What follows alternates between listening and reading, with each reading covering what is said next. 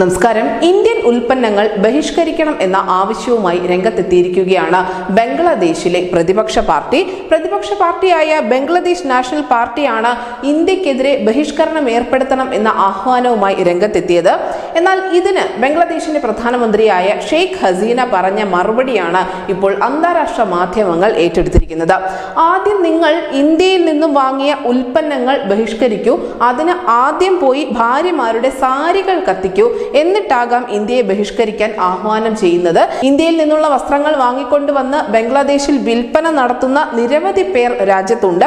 അത് വാങ്ങി ഉപയോഗിക്കാത്ത ഏതെങ്കിലും ഒരു കുടുംബത്തെ നിങ്ങൾ കണ്ടിട്ടുണ്ടോ എന്നായിരുന്നു ഷെയ്ഖ് ഹസീനയുടെ പ്രതികരണം.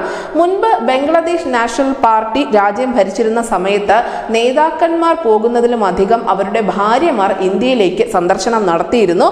ഇന്ത്യയിൽ നിന്നും പ്രധാനമായും വസ്ത്രങ്ങൾ വാങ്ങി കൂട്ടുക എന്നത് തന്നെയായിരുന്നു ഇവരുടെയൊക്കെ ലക്ഷ്യം. അത്തരത്തിൽ ഇന്ത്യയിൽ നിന്നും കണക്കില്ലാത്ത സാധനങ്ങൾ വാങ്ങിക്കൂട്ടിയ നിരവധി പ്രതിപക്ഷ നേതാക്കളെ തനിക്ക് അറിയാമെന്നുകൂടി ഷെയ്ഖ് ഹസീന കൂട്ടിച്ചേർത്തു.